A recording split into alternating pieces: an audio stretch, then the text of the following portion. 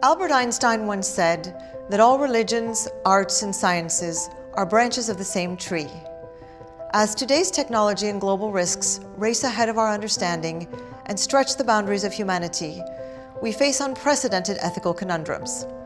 I believe that reaching beyond the sciences and religion to that third branch, the arts, offers essential insight into these challenges. I call ethical decision-making on the borders of humanity ethics on the edge. We all teeter on the edge. How do we define a life well lived in a partly virtual world? Where do we look for moral guidelines and truth when curated selves befriend each other through algorithms? How do we make conscionable decisions in the uncharted territory of civilian space travel, designer genetics, and artificial intelligence? And what about the problems that are still on the ethical edge but shouldn't be, such as inequality or racism? Please join me in conversation with some of the world's leading artists and arts world pioneers as we explore some of today's most challenging ethical questions through the lens of the visual and performing arts, architecture, and literature.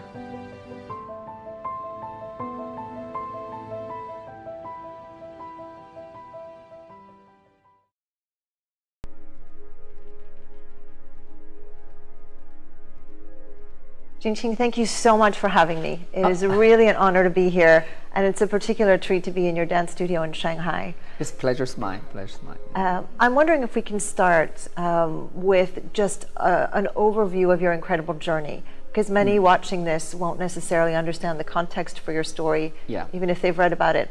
And in particular, can you talk about the beginning of your passion for dance, and how as such a young child you had such commitment and talent to end up with one of the most coveted spots in the People's Liberation Army dance troupe? It was extraordinary.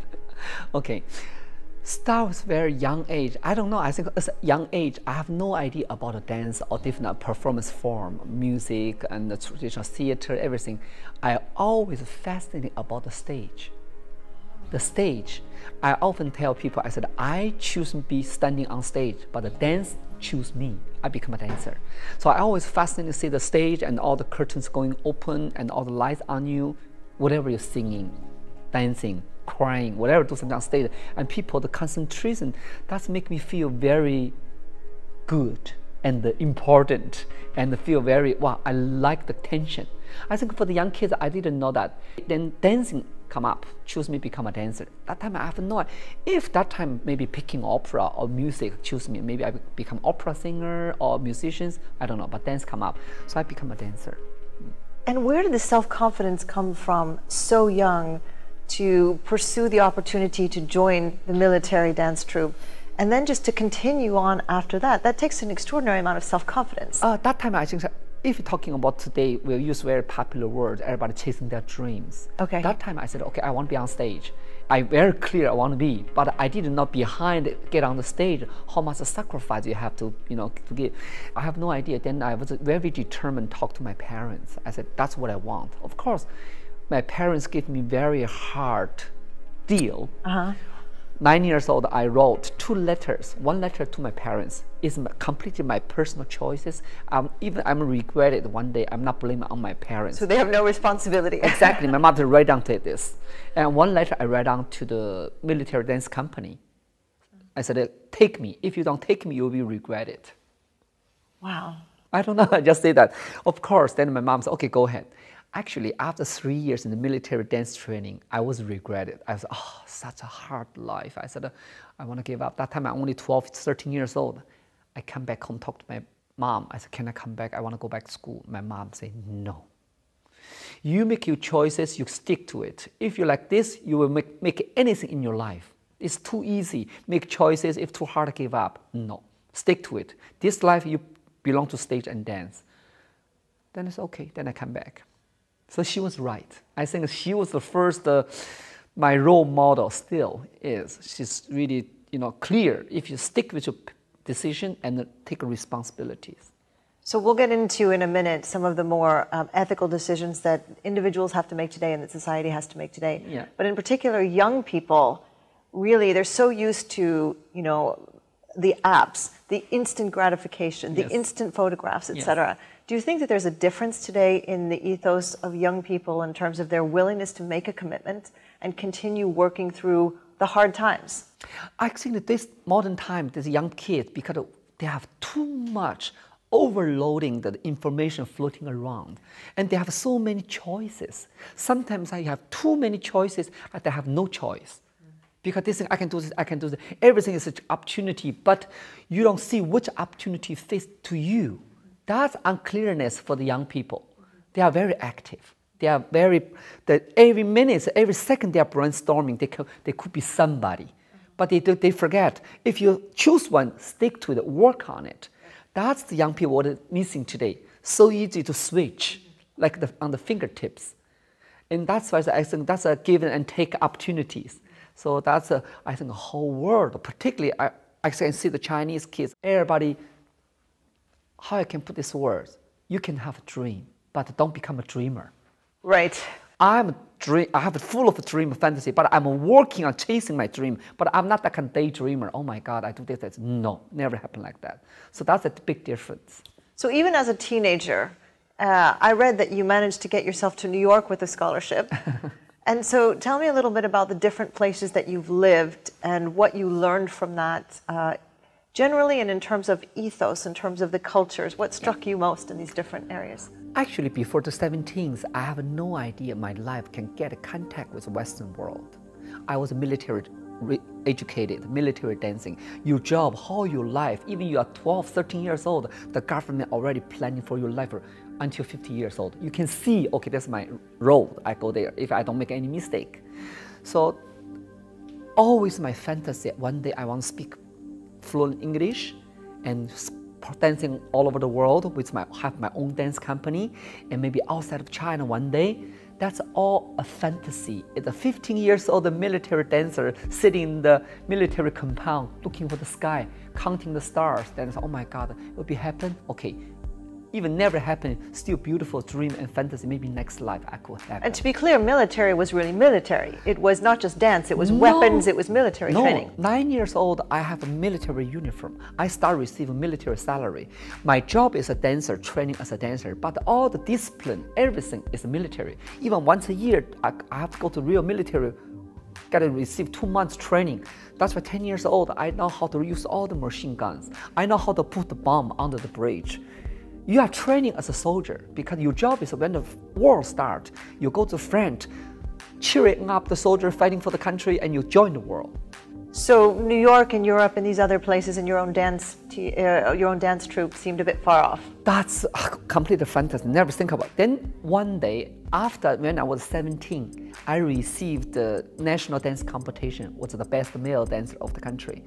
Then I saw the one advertising. The first modern dance research class will be established in the Guangdong Dance Academy. All the training by the American teacher, and the one person from this class chosen by the America get the scholarship, go to New York to study. Then I looked at, I said, that person is me. So again, the self-confidence. Yeah. And I want to come back to that because it's a combination of self-confidence and courage. And just before we do get to some of the more broader ethical issues of society, you decided that who you really are was a woman. Yeah. Very difficult time to do that in China. Very, very. How did you get this sense of, I know who I am? Well, I always thinking I'm the happy child. Even I've been through so difficult journey, but my character always facing the positive side of life. Just like day and night, you can see the dark side, you can see the bright side, but which side you feel better, or you will find a way. When I was 6 years old, I very clearly, I said, okay, I should be like my older sister.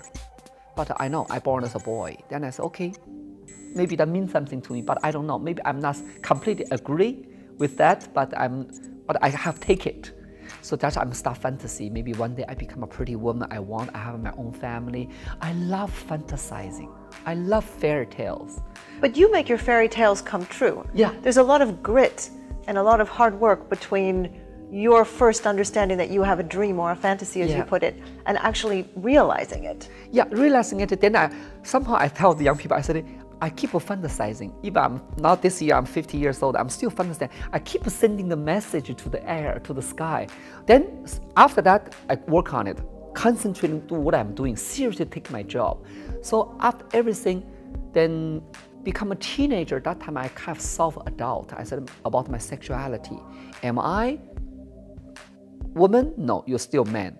Are you category of a homosexual? I said, well, I don't know.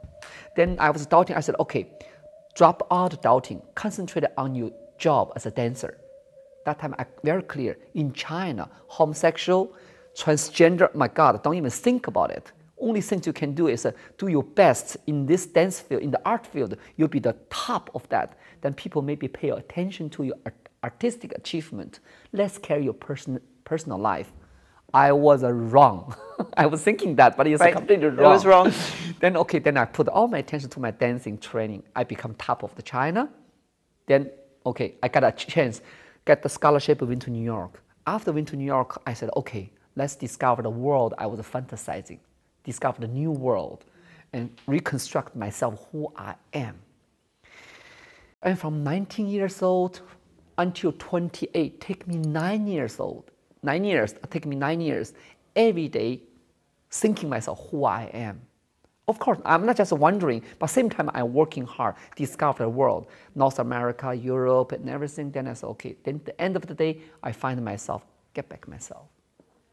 And when you made the decision to have the surgery and you come out as a ballerina, and you were very well accepted, it's extraordinary. I mean, from what I read, at the end of the day, it took people all of 5 minutes because you have so much talent. And you have so much conviction about who you are. That time, I think people appreciate your artistic talent. And same time, with your decision, personal decision, they're hard to make any comment. They just quiet. I think the quiet already gave me confidence. They are waiting for I proved I was right. So I think that time, I give the society the time to be quiet, be silent. Then, of course, I didn't go back to Europe. Actually, if I go back to Europe, maybe my life much easier. I stick in China and build up the first modern dance company in Beijing and developing modern dance scene. And later by later, more and more people appreciate, okay, she's still the Jin Xing, what everybody expecting for. So I think now more and more people appreciate it. Yeah, and people still like me and love me, whatever. So it isn't just that you knew who you were and you became who you always knew you were. It's that the public recognized you as who you really were. And the reason I'm asking the question is that there's a lot of discussion these days about authenticity. Yeah. And we see it everywhere from Harvard Business Review saying, how do you become the authentic CEO, to more spiritual kinds of writings, and then just in mainstream television, especially in the West. And this idea of authenticity is something that you just embody. You just are who you are. And I'm wondering if that word resonates with you. And I'm wondering if it's something that for you, you describe it as work. You work toward authenticity. But now at this stage of your life, is it just natural for you? Or is it something that you're still working out to continue to find out who you really are? I think the environment is not natural for me. Okay. But who I am is natural.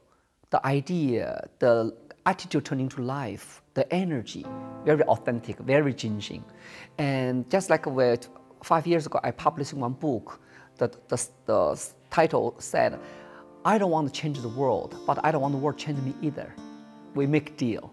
Okay. We cope together. So that's my idea. So I think the time will explain everything. I think if people couldn't get who I am, I think it's okay, no problem. I think people understand me, appreciate it. I also deeply appreciate from my heart. If you don't get it, don't understand, I think don't worry. Next life, no problem. That kind of attitude I'm continuing to carry on. I become more and more people the attentions and okay, start to change the ideas. So I'm hearing from you incredible courage, but also non-judgment. And I'm wondering what other principles are important to you in terms of how you guide your life, your decision-making, how you try to educate your children. What are what I would call the North Star, the guiding principles that are most important to you? Yeah, actually people know me better. Actually, maybe my artistic vision, turning to the world very modern, very open, very free. And according to the family education, we have the freedom, but also I have a highly valued traditional value, moralities, and respect for the elders. This kind of traditional Chinese culture is still strongly in me. And with my kids, I think education, IQ, EQ, whatever, both need to develop, but most people think develop your own vision and personality. If I'm the person asking so much freedom for myself, same time I give my kids a freedom to choice and also take responsibilities. So how would you describe traditional Chinese moral values in addition to respect for elders? What else is at the core of traditional Chinese values? Because according to Chinese culture, I think I learned like in the Western, whatever young people, whatever in the business, in the school, whatever, they are open the platform for the young people, no age different, you have to show your opinion. But in China it's different. If you have strong opinions, you have to know who's the oldest, who's the people before you. You give a certain respect, then you show your opinions. It's not like, okay, no, it's our young generation. It's almost gone the other extreme in the West, especially in Silicon Valley and places where there's technology, where there's this adulation of young people. It's almost like you have to be 25 in order to be respected. Are there particular figures in Chinese history that you admire most for their ethical fortitude, for their ethical stance? I don't know. I didn't particularly facing a lot of role models, but I think really just like I said before, my real role model is for me is the big influence is my mother. Your mother. Yeah, the strong woman behind. I often joking with my friend. I said, if you don't know me, you look at my mother, you know where I'm come from, determination, the hardworking ideas, everything. Then I said, okay, then I have a lot. For me, I choose my life from the bottom again. Then I said, you have a right, also you have no choice to looking people, everybody in the equal position. You want asking for the equal respect, but you have to give the same thing. That's gave me ideas. I treat people looking even I'm now where I become a celebrity, big celebrity, China, big star, whatever, but for me, my heart always the same. And I know, like you visit my studio, whatever how famous I am, I know the dance is most authentic tool or whatever, my energy from life. I never give up this. I can give up more TV shows, I give up this, not my dance, not my dance, not my stage. I also say this to young people, I said the stage never abandon nobody, only you give up yourself. So that's why even I don't dance that much stage. I'm still on stage dancing sometimes, but I still keep me as an actress, theater player, still get on stage. Well, I love what you're saying about people being all people. And I've read a lot about your refusal to give in to labels, and in particular LGBT. Yes. And that really resonated with me because one of the things in my work on ethics is I try very hard to get people not to use I use the word categories. Yes. Because when you put people in categories, most of the time, especially with ethics, you oversimplify and you don't give people a chance to really to explain really who they are, their perspective. And so I really appreciated that. Can you talk a little bit about how you really sort of enforce in your own life this refusal to give in to labels? Yeah, because in Chinese culture, like LGBT, the group, everything, different sexuality, different behaviors, in our old cultural history, we're always there. We have it that. It's nothing new for China. But Chinese culture is everything we don't categorize and labelize, just let it be. Naturally, so that's the certain freedom to make your own choices and make people understanding to different peoples. But now the modern society, especially the times to open up, and we got a lot of Western ideas, like you said, categorized and also labelized. You belong to certain group, then you have to behave like this. I said, no. I said, why don't you leave people open?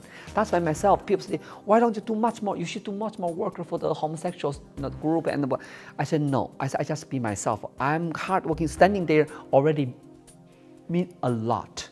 That's it. I don't need to labelize myself. So that's the interesting other side of the label, which is that people start to hold you responsible for being part of what they consider a labeled group. Yes. Why aren't you doing more of this? Why aren't you doing more of exactly. that? Then they say, don't block me. I have my freedom to be myself. You don't need to put me in a certain area. Just I'm speaking for this area. I said, no. That's why even for me, I'm very fortunate. I said, because I have a 28 years male experience and now become a woman, then I take it as a gift. Perspective. Said, exactly. And then I said, you have the most respected opinion in this modern society. Don't standing on the gender side give judgment. From male point of view or female point of view, no. Standing from the human being point of view to say something that's most powerful and authentic. And how can the arts more generally, I mean, for you it's dance, it's also other kinds of stage presence and your television shows, and we'll talk about more of those in a minute. But how do the arts help anchor us to humanity? We are so technologically driven. Certainly China is a major leader in technology, as is the US, but we seem to be losing touch with our humanity. How do you see the role of the arts today in anchoring us in our humanity and in anchoring us in the importance of ethical decision-making? I think that the art, especially performing art, I think the last space, the territory for human beings still realize that no matter how the modern technology developed, don't forget that you're still a human being. How the human being to understand each other through the art form, listen to the music, share the stage, dancing, theater. Then you're sitting there, you're thinking how the life changing, developing. Even we out of the theater, we have a full of modern technology, how the convenience to the modern life. But don't forget, at the end of the day, everything should serve the people. But who serve the people most? Ourselves. Our mentality, our heart still belong to each other. Now we are depending on the technologies. Technologies only make life easier, convenience, but not take life away.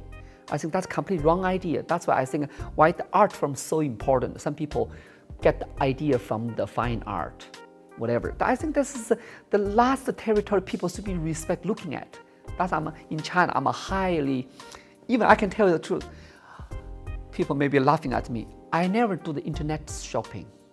Oh, I don't do internet shopping either. I never. China's so popular, but I'm the one. I'm not against it, but it's not my thing. When I grocery shopping, I need to go to supermarket. I need to go to shop to buying clothes. I need to see the shoes. Friend, I never can buying things through my fingertips. I said no. That's completely out of my. Maybe I'm old-fashioned, but I think people say, "Oh, so inconvenient." I think that's the attitude turning to life. You take the effort to get what you want. That's the beauty part of life. Everything on the fingertips, then you get things, okay, you're not appreciated anymore. Well, and you think about the choices you're making, as opposed to click first and then just have it sort of show up. Yeah. But certainly in your art, when you're resonating with an audience, whether it's through dance or whether it's on your TV show, and the one I was watching, and my Chinese wasn't good enough to keep up with all of it, but with some of it, and you see people laughing. It's really human to human. Yes. And there's kind of a symbolic message when we go into a dance concert and we're told, turn your cell phones off. Yeah. So I think that's also a very interesting way to say, now we're going to reconnect as human beings, or we're going to interpret something for you. Yeah. Are there other artists today, whether Chinese or international, who you feel really have taken a voice and really tried to hold up their art as a way to convey messages about some of the things going on in society today? I think so many artists, different art forms, some writers, some fine art painters and musicians doing every their own way to get connected and try to tell people who the real world is. But for me, that's why I think the young people, they are so much technology orientated, but somehow they lost the real human eye-to-eye contact, how to orally communication. And this can get a little bit pity. But that's why I come to theater. I said, can you give yourself some time?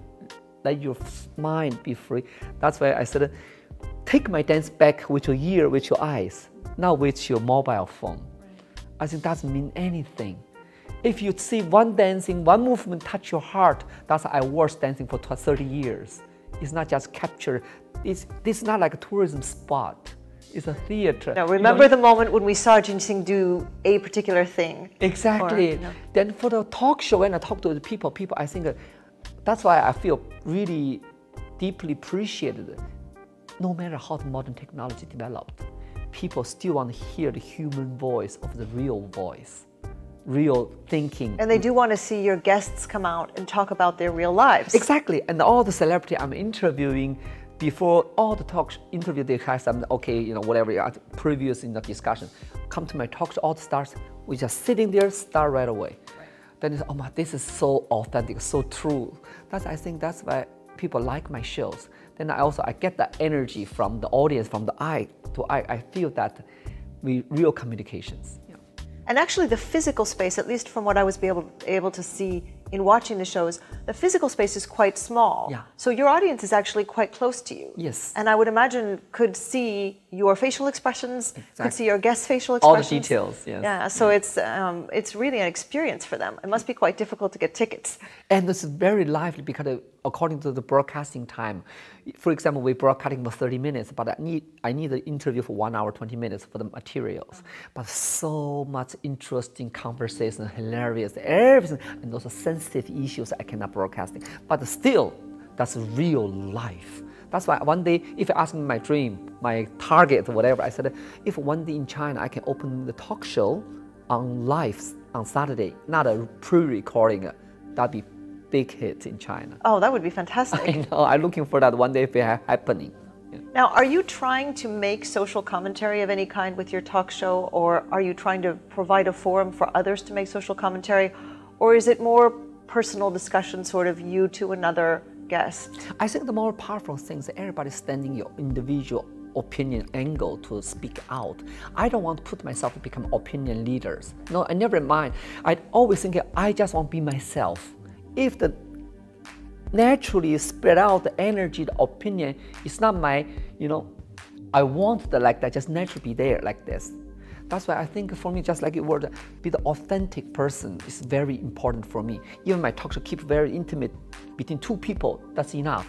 And then naturally the influence to the other people's, that's a good thing, natural things, it's not my intention to that sometimes I also joking on the media, I said, we all go to university, all go to school study, but who's real the educator for us? It's life. It's life. It's experience. Experience. That's the best education you can get.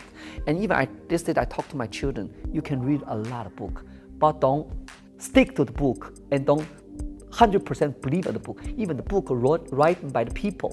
So take a reference and think about it and make a judgment. Reference, that I think is very important for the think. Yeah, exactly. Make you thinking. People think maybe have a religion, you have holding a different Bibles, but I think a book just give you a reference, just make you thinking. That's most good things. So speaking of experience, what has been the most difficult ethical conundrum that you've had to face either personally or professionally? Was there a moment in life where you just really struggled to come to what you thought was the right decision? I always, when I make a decision, it's not like 100% clear, crystal clear. Yeah, that's it. No, always I feel, my heart feel right. And I'm a dancer, I'm very sensitive with my body muscles, everything. When I go to direction, I feel good. But actually in front, unclear, it's the right direction. But I feel my body, I think, giving the good energy, then I go for it. Interesting. Yeah, so I don't calculate a physical response. Exactly, physical response. Then I don't calculate, if I make these choices, what kind of result I got. I'm not that kind of calculative. Okay. I say follow my heart. If this decision wrong and failed, then I still say, okay, I take the experience. Why? I take the positive side. And next decision, I mean, much more, be aware, be clear. So follow your heart. This word easy to say, but I think my physical tells me a lot. Have you ever made a decision sort of from an ethical standpoint where you said afterwards, oh wow, I really didn't do the right thing? That really isn't who I am. Can you give me an example? For example, when by 2006, I established my own independent dance festival in Shanghai. And where's the financial support? No financial support. Then I put my old house, whatever, only my property in China, in Shanghai. Then I put in the banking for the market, get more money to set up the festival and setting up this house and then you get money. I'm not that kind of financial person. Actually, you're setting the house didn't go on time, then you get completely trapped by this kind of thing. Then I said, oh my God. Then I said, okay, next time I never touch the real estate market, I'm not that kind of person. So you better working hard, performance more, earning your money, then use this money to supporting your art. That's my way. I learned that. I said, people think, you're a big celebrity, now you have a lot of income, maybe you invest this, invest it. I said, no, I don't invest anything. I invest in my art. That's only, I learned that. But that was a decision that reflects that you were 100% putting everything into your art. So you may have regretted the decision, and I'm very sympathetic to not being financially savvy and not being savvy in the real estate market because I'm not either. But I love that the reason for the decision was to support your art. Yeah, but that makes it's wrong. You can supporting your art, but the wrong way. Then I said, okay, how I can earn more money to supporting my art? You know, the purely performing art is hard to survive in the country. Then I said, okay, let's enter the TV, another performance. Another stage. Another stage for me, become a judge, become a talk show host, whatever. Then I said, I can, okay, through my work, through my performance, I earn the money supporting my dance performance, stage performance. I think that worked well. Then I said, okay. Then I also tell the young people, a lot of young dancers, oh my God, I should be a dancer. One day I become a Jin Xing like a celebrity. I said, no, that's different. Don't get the wrong idea.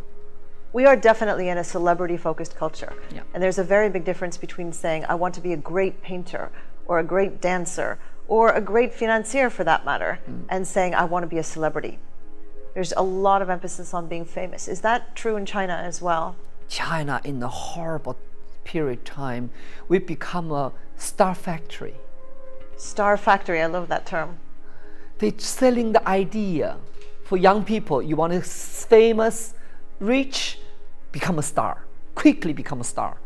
They don't tell people how you working and study become natural. No, and that's why I always tell people, in my eyes, who's real actress, who's star, who's a celebrities? These completely different categories. You can be a star, but don't deserve any my respect. You become a celebrity working on your life. Do you use this term in China, famous for being famous? Yeah, yeah. You know, this idea that people are getting famous just because they have however many hits in their Instagram account, or however many likes in their Facebook account. Yes. And people who are doing absolutely nothing, who have absolutely no talent, and who are making no contribution whatsoever to society. Yeah, so many like that. That's what gives a lot of young people wrong idea. They also say that she cannot sing, she's not that kind of gorgeous, but she's still the top. Why? Why? Famous people are famous. Yeah. And all behind is all kind of financial deals, everything, you know. And I said, oh, okay. Then I said, I respect people find their own way to survive. Fine, but don't touch me. But you ask my opinion, I don't commit it. You are the artist. Right. You are not deserve that, but you get that. That's fine. That's your lucky point. For me, then I have a certain clear category. Okay. I'd like to ask you about something that is rampant in the US and certainly in the news in the US and the UK now, which is sexual harassment. So you probably saw the Harvey Weinstein story, yes, of course, yes. You know, and all of the sort of entertainment industry stories about sexual harassment. It's everywhere. It's not just in the entertainment industry. And we're seeing it now in politics. There's discussion in Washington. There's discussion in London around the MPs. And I'm wondering, is that a big issue in China, culturally, in organizations, whether it's in entertainment or in corporations? Is that a big issue? Everywhere in the world. Just don't bring up, some media, profuse media, don't broadcasting it, you know, all the power games. No matter America, China, everywhere. If you have a human being, you have this sexual harassment between the male to female or female to male everywhere. Just people how to dealing with it. What the people attitude are turning to it. So what's the difference in the attitude in China towards sexual harassment and the attitude that you see in the West?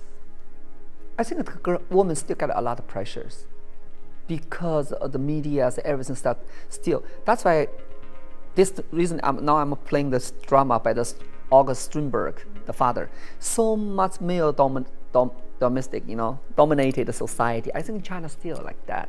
Of course, Chinese women become stronger. We're often talking about the equality, you know. And there are a lot of very impressive Chinese women in business leadership, in the arts leadership. Yeah. Women have a very impressive international profile. But you're quite right also to point out that sexual harassment is also sometimes against men. And we have a terrible record in the US military, for example, of sexual assault. And the statistics are terrible for men, and the statistics are terrible, you know, men victims and women victims. Of course, we have like on the news, there are some female politicians already taken away from the position. When they're on the position, they have maybe 15, 20 male lovers. Maybe the harassment stays there. I was shocked. I said, oh my God, this female politician is even worse than the male. Then that happens. It's power. Yeah, it's a power game. And you have to power your position. Then if you sue me, you bring to the public media, so I use my power to deny it and dismiss it. Everything, that's a power game. I think especially for financial side, especially for the show business, you cannot deny this. Everywhere, how do you deal with it? I think at the end of the day comes to the personal decision choices. How do you facing it? You commit, you take it, or you disagree. I think that completely personal choices. Yeah. And just to switch gears a little bit, I was watching a little bit of a rehearsal happening here, which is just wonderful. How do you choose your dancers? It's such a privilege for them to be working with you. I'm sure they learn so much. I'm sure they're also put through the paces and they understand what the word work means. Exactly. But how do you choose your dancers? Is it purely technical? Is it personality? Is there any component of character, of ethics? I think the personality and idea of dancing, because so many dance forms there, so many modern dance company there. Why you want to come to Jin Xing Dance Theatre dancing with me? That must be your multi-choices, you know, from both sides. I don't give a one-day audition. I give it like 2 weeks. You just come to take class. You have the idea, I want to come. 2 weeks. During the 2 weeks, then I choose. Then I will talk. So is it dance audition? Is there an interview also? Is there okay? Yeah. What kinds of things do you ask them? I said, okay, why you want to come to this company? What do you think modern dance? And which style your preference? And I'm looking for certain pieces, giving the opinion. Maybe very simple, naive, doesn't matter. But I want you to have an opinion. I don't want to have my company that just working with me as a physical tool or machine. No, I want you to have idea. Even the idea is very naive, very simple, but you have an idea. The idea can growing. So it comes back to what you were saying about your children, of you want people to think. Exactly. You want people to think for themselves. That's a very difficult thing in a world where truth is under siege. And I'm wondering if we could talk for a moment about that. We have fake news. We have all sorts of reports of Russia meddling in European and US elections. We have all manner of distorted truth. And it's spread on social media to hundreds of millions, if not more, instantaneously. Is truth a topic in China? Is fake news a topic in China? And what is your thinking about the importance of this? I think that's a fake news, how you can manipulating it. It's everything back to the power to manipulating people. What kind of thing you want? I want people to know. I want people to say it's a completely power game.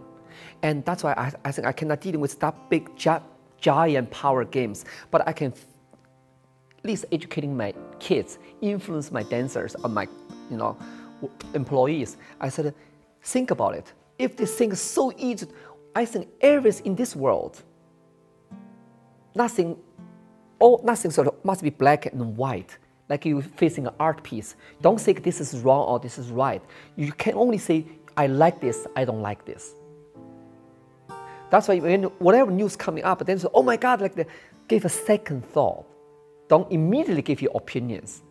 Let the time help you observing and digest a little bit. Then you feel that and follow your heart. Maybe all people say this is wrong decision. Maybe you feel maybe something I think a different way. That's also fine. I think that's thinking is most important, and don't rush into yourself into any other opinion you don't even have a clue about it. And that may very well be the best weapon against untruth, against fake news. Yes. Because if we just take everything instantaneously as true, or if we don't bother to sort of stop and think about, what are the nuances here? Do I agree with it? I saw something yesterday that would disprove this. Yeah. If we sort of abandon our responsibility to think, we let weapons like fake truth. Then also you have to be very rational, be very logical thinking about all the news. Maybe from a human being point of view, emotionally, you have a lot of sympathy for some victim. And from the logical law point of view, you need to clear why it happened like this. One can't start to make any collapse. Must be both sides make a collapse. Then you think very clear. Then you give your opinion clearly. Don't just become so emotional. In this sense, I'm a very logical person. People say, in this moment, you are not like an artist. You are very logical. I say, yes, I'm very clear. That's why people like my talk show. I have a passion to share feelings, but I'm very clear with the opinions. Maybe the opinion sometimes is hard to digest, but the truth. Yeah. We've talked a little bit about your talk show. Yeah. When we talk about your dating show. So the dating show, one thing that was very fascinating from a Western perspective was to see parents invited. Yeah. And I've always thought that it would be very nice for my children to invite my opinions on their dating lives. Yes. But can you talk about what your theory was about that dating show? And was the invitation to parents sort of a nod to Chinese traditional values? And what else went into your thinking about how to do a dating show? In the Western world, like America and Europe, how the marriage mean to family. Maybe the young people, they have the complete freedom to individual choices and stick with their responsibilities. But in China, two young people can fall in love freely. They're like lovebird. But when they're talking about the marriage, suddenly family standing out. It's become a two-family issue. Even today, China developing, open country after 30 years, everything economy growing. But the mentality of the marriage still much more as a family business. Okay. For example, young people, how you can ask young people when they're getting married, buy an apartment? Impossible. But that become a wonderful deal. If the boy, you have no apartment, no house, don't even think about marriage. Okay. Who's going to help you? Your parents. Two young people get the kids. Who's going to help you to raise the kid? All the young people going to work, the parents. So that's why parents have the power and tool, say, to know the woman, the man you choose for your life. This, two families getting together. That's why I produced this China dating shows. Let people see that even today, according to marriage, how the mentality changing it. Are we still in the old time, or we are start to learn how to deal in the new time, new era? Or maybe there can be a good mix. Of course. Yeah. Because in America, when you see advertisements, for example, for match websites where you can sort of find your perfect match, yeah. Even in the space of a 30-second television commercial, they go from finding the perfect match, and you see with the app, yeah. to marriage. Yeah. You instantaneously see people married. Here, imagine sort of dating apps and all of that kind of thing. If the families are going to get involved, as you say, they can do whatever they want with their apps. But at the end of the day, if the families are going to be involved, I don't think that still. I think that they can take it as a game. That's why for Chinese people, very important. I think for the Western world also, after dating several years, they have to bring the girl, see the parents. If the parents don't, that's very difficult. And I think that's a China dating shows, inviting. Also, a lot of now the Chinese reality shows, they just want the viewer pay attention to it. A lot of it set up, have a script writing it. Then this shows I want to be authentic. Maybe young people, they want to have appearance and cope with the script play. But when you're inviting real parents coming, it's very interesting to watch the real parents. All different kinds of parents are fine. There's no right way to be a good parent. People come from different perspectives. People come from different upbringing.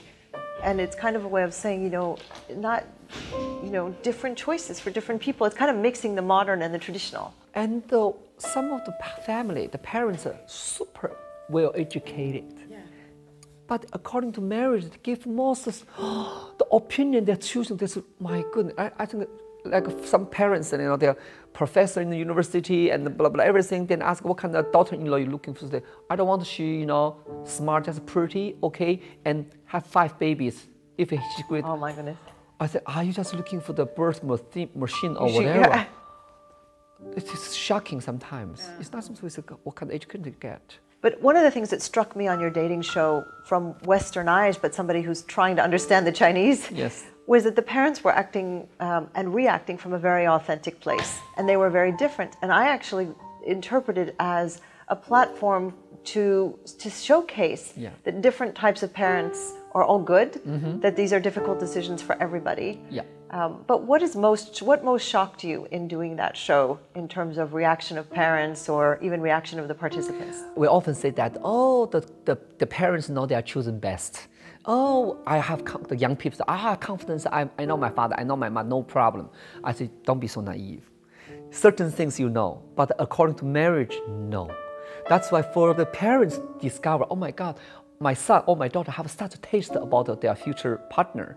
And the kids have especially discovered parents had completely different opinion about the marriage.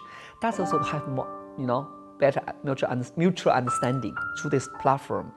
They're also, for me, shocking, just like I said, come to the point of marriage. No matter your parents well educated or now you're from the peasant, from the farmer, doesn't matter. The idea is so different. Okay. I remember one parent's father was a professor and mother was a successful businesswoman. They asked the daughter-in-law, only the condition is a pretty, submissive, and have 5 babies in the future, and help husband running the business. So subservient, submissive, and from 2 highly educated parents. I said, really? My God. Then I was like, okay, That's what you're looking for. And I think how many girls waiting to take this condition? So we really do see a mix on your platform of old and new, and even some people for whom new is very good. Being a businesswoman is very good, but I want my son to have the old-fashioned wife. Very interesting. You mentioned earlier trust, that people will go on your show and will be themselves, will be authentic because they trust you. What do you think is happening to trust in society today? And do you think that it has, to the extent that it's suffering, do you think it's suffering because basic principles that we talked about earlier of courage, of commitment, of integrity are failing? We lost a lot of trust between the peoples. The society developing so fast, and our moral system, morality system is going down so quick. For example, you often see the news, one older people falling on the street. If young people help him get up, and older people immediately showing the young people, you make me fall down, you have to pay me back. Oh, wow. And that's why in China, if some elderly people falling on the street, nobody touch it because they're too afraid. And one of the court cases was when they're showing the young people, you have to respond for the old people. Completely wrong. People, the trust is really fade out. That's almost horrible things. Sometimes we don't trust advertising, we don't trust the product and everything. So what do we do to rebuild trust? What do we do to set ourselves back on the right path? Because that's a downward spiral. That's, I think, the society developing should be slowed down a little bit. And looking back, what are we missing? Sitting at the dinner table, all the people gathering on the restaurant, they still, even if don't talk like this, some words, they're hard to spit out from the mouth and through the, fingertips talking to each other. How sad it is. Then I said, oh my God, can you trust people? If you don't trust people, how we can dealing with the people? We still be human being. We are living in one universe, one earth. But if you don't have the basic trust to people, it's very sad. Sad things. Yeah.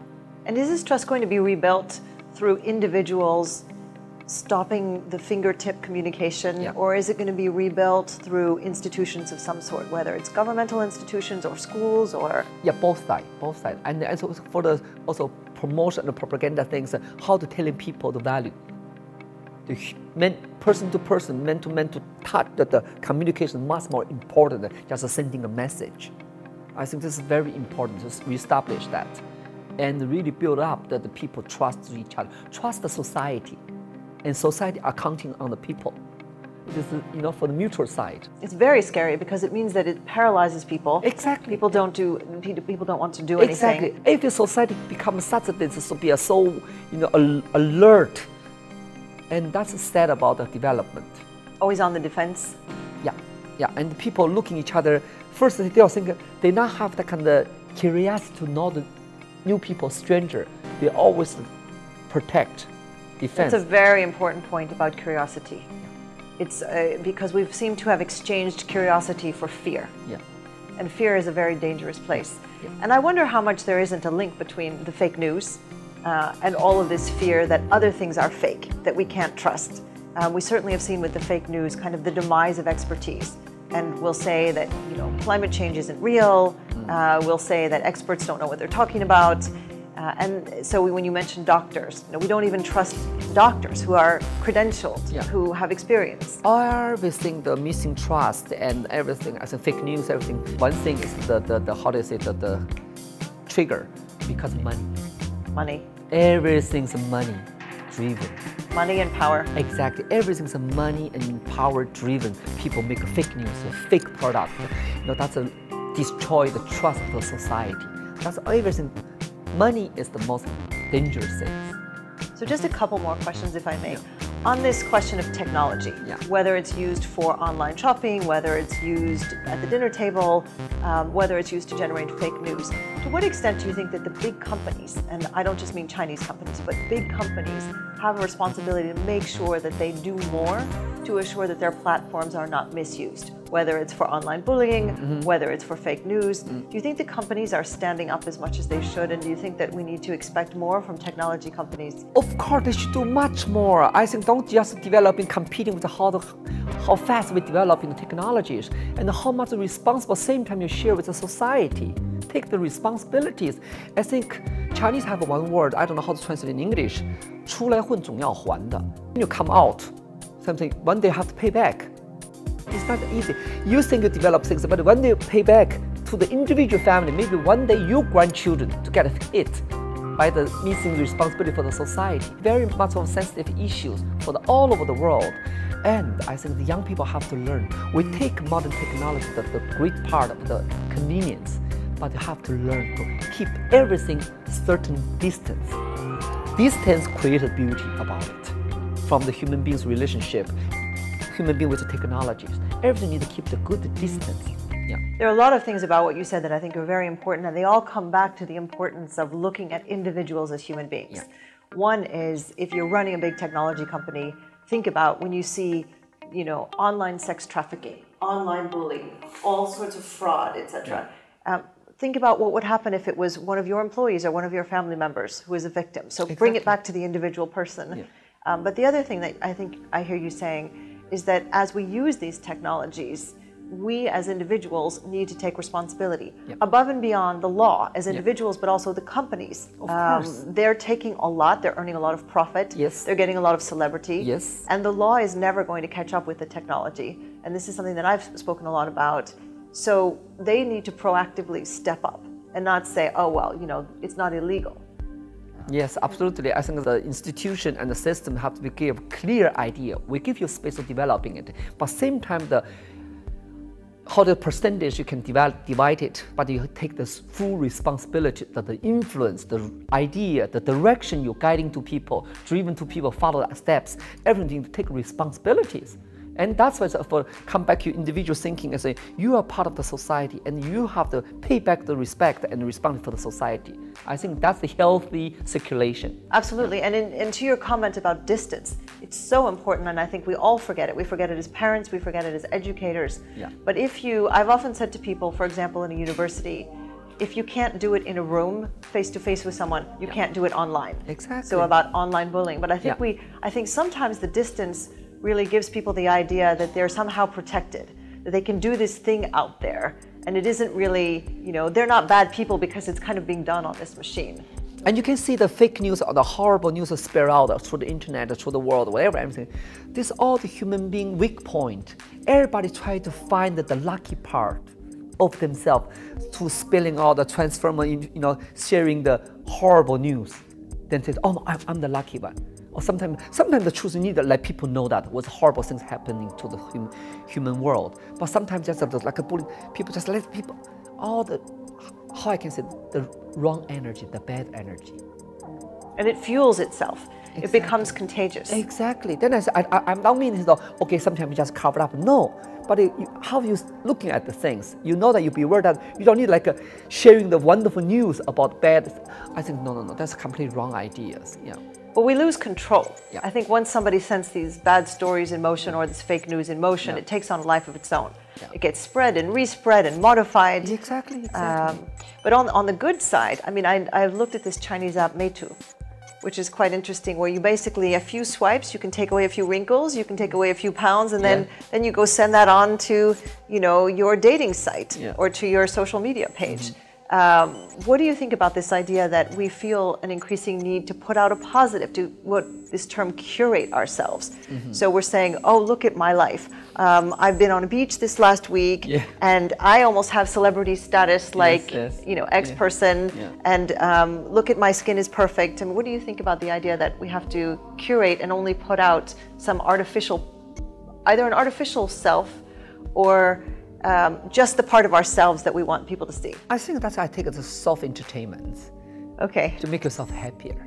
Whatever you find a way to make yourself happier, even though we have so many negative side of whatever something happening, they want to cheer up the positive side of life. I think that's a good thing, where people make yourself happier and share something with a friend. That's okay. I take it very, very easy. I think in a good way. Take it from the light. Exactly, in the light way. Why not? You're fine, enjoying it. Yeah, but that's part of life, but not all of life about it. So that's a take it easy part. Everybody can choose the way to express. But at the end, come back to the word, we talk of so much time coming out the word. I think whatever happening into life, just give a side and give a thought and think about it and make action and make a right action. Yeah. So what are you thinking about for yourself? What's the next big fantasy? I don't know. I don't know. I have a. You ask me the question. I'm not trying to think in creative something ideas. I said, well, maybe next production, and I really have no clue. I just follow my heart. I just follow my heart. I think we're all going to be looking forward to hearing when, you know, your heart tells you the next production, the next idea, the next thought. It doesn't have to be transformative. People expecting me to become a politician. I said, really? I was joking about it. I said, I never thought about that I become a politician. I said, I never come to my mind. But I said, oh, you already have a huge power on people influence. I said, that's not my attention. I said, I'm just like, I'm a performer. Whatever stage there, I'm ready to get on the stage. Whatever the curtains open, I'm ready to performance. I deliver the best performance I can. That's why I think that's me. It's not the intentions of my master into a certain field to get the power. I said, no, I'm not enjoying that. But I enjoy deliver to best performance I can do. You enjoy that moment of live exactly experience. Communications. For me, it's communication most important. Connection. Exactly, connection with people, communicating with people, and the sharing with people. That's for me is most important. Yeah. Well, I'd like to end sort of where we began, which is with this word courage. Yeah. I mean, your childhood was rife with courage, your teen years, your 20s, and then all the way through today. Where do you get this courage, and do you have advice for others about how to find courage for themselves, find this self-confidence that you have, and in all the best way? It's sort of self-confidence without arrogance. I think the passion for life. All my courage comes from passion for life. I don't know, this life I born as a Chinese. My mother gave me first life as a boy. Second time I gave my birth again as a woman. But still I'm a human being in this planet. Then I have to cheering and sharing, treasure this moment and be positive, love it. Good or bad or dark or whatever, everything's good. And sharing that, this most beautiful things. Then I said, give me whatever experience, bring to your next life, whatever. I think, why not? Yeah. There's so many spiritual writers today who are writing about stay in the present. Yeah. Eckhart Tolle, and there are a whole host of others, particularly in the West. Yeah. And that's basically what you just described, which is we don't have to have expectations that things are good or bad. Yeah. We just experience. That's why I often say to people, don't regret what is already over yesterday. Don't worry about the day after tomorrow, not coming yet. Enjoy the present and make a full of color, full of, happy in this moment. Even the tears dropping today, take the tears in the good side, and next day is another new day. I think that's all my courage because I have a full of passion for life. And even today, I'm still have a full of curiosity, things I don't know I want to discover. Even I pay some price, I discover new things. That's good part. Yeah. Thank you so much. Again, it's truly an honor and such a pleasure, and in particular to be here in Shanghai with you. I'm most grateful. You're welcome. It's a pleasure from my side as well. That's a nice conversation with you. Yes.